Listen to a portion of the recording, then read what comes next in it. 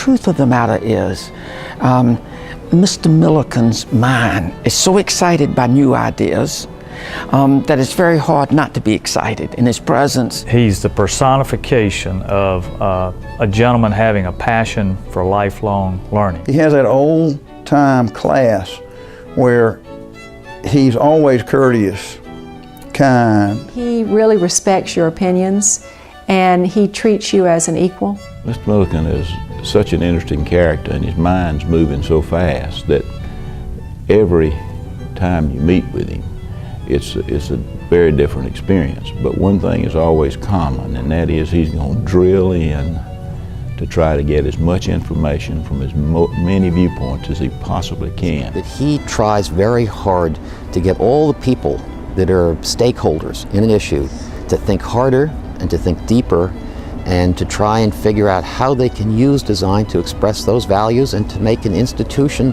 work better. And he's always interested in what you think about whatever the subject of the discussion is.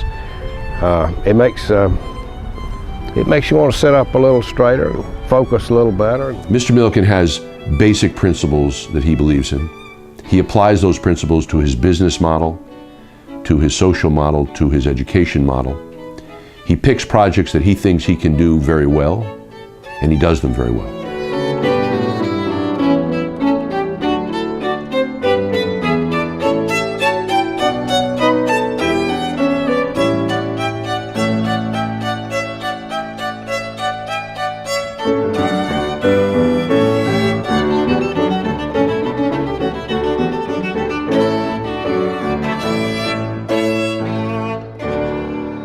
I think all of us recognize that he has reached that level of status because he has made so many great decisions. And I think if you walk into a room with him or wander around an arboretum searching for a hole to put a tree, you recognize that he's doing it for the right reasons. Mr. Milliken is a visionary, but he is also a detailed planner at the same time. I think there are a lot of people who can be visionaries but don't execute very well. But Mr. Milliken is both. He has been able to help Wofford by bringing in the best resources possible, whether it's finance, certainly environmental planning, land planning, all of those things we've really benefited from. In Mr. Milliken's case, he's got such a shrewd acumen for making decisions. You combine the two and you end up being a master of the universe, which is precisely what he is. Go back and look at those pictures of the board when my father was on there. Everybody's got the same kind of suit on. There are very few women, no African Americans. Most people on that board saw everything the same way at that time.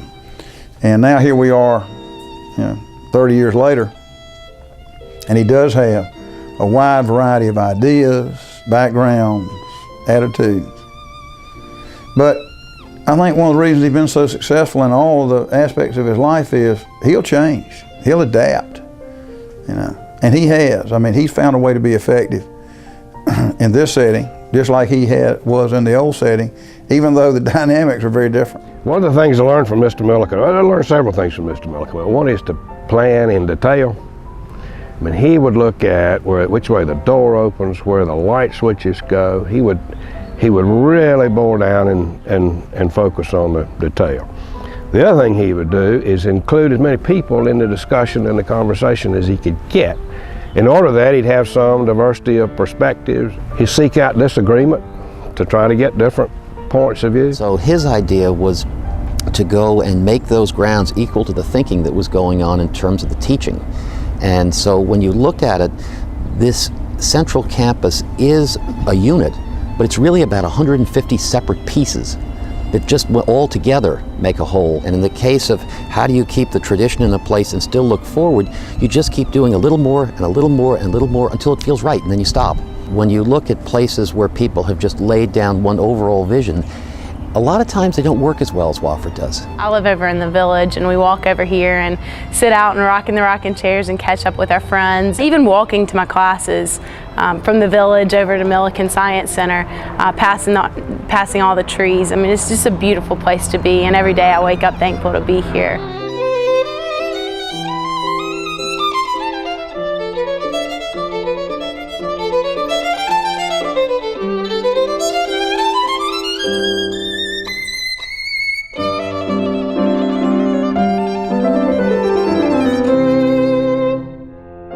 what he was interested in was the fact that breakthrough ideas come from people talking from very different viewpoints, because he thought that was where the real breakthroughs in thinking would occur.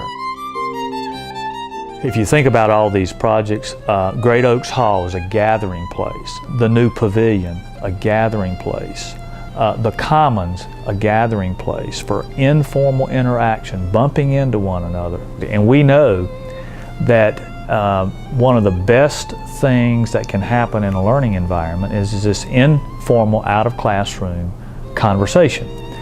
And what Mr. Milliken has always understood as a liberal arts college graduate himself was the importance of that. When I first came to Wofford, I was teaching in the old science building. And now being in these remarkable spaces, both our laboratory spaces, our teaching spaces, and we have a coffee cafe in this building that is a delightful place for students and faculty to gather together and communicate on a more social basis. I've loved working in the labs in this building. Coming from high school with labs that were very old and outdated, coming to a building that was a little more up to date, had more equipment, more space to roam around. You didn't have to worry about bumping into a lab partner or bumping into another group. Thanks to the great classes at Wofford and doing well and preparing for MCAT, I'll be going to medical school next year in Columbia. And I owe it a lot to professors in the chemistry department, the biology department, the classes that I've spent at Milliken, over 50 hours of studying at least, and it's just been a great experience and helped me get to where I wanted to go. One thing that I think is wonderful about Mr. Milliken is that he loves young people. I mean, he is so energized by young people and listening to their ideas. He believes in the potential. And I think that's one reason he loves to be involved with Wofford so much. I mean, when Mr. Milliken walks into the room, the students who see him are in awe. They know that he's done more for this campus than maybe anybody else ever has.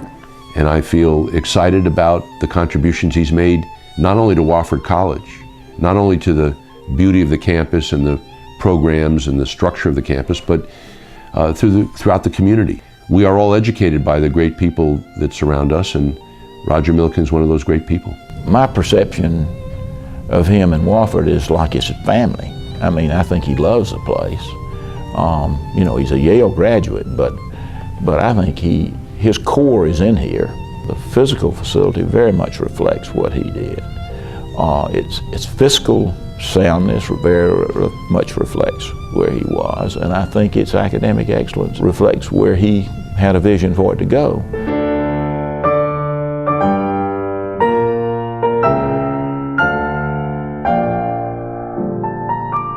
What Mr. Milliken has accomplished, I think most indelibly on this campus over 50 years is not just the architecture and the landscaping, it's the result of his teaching.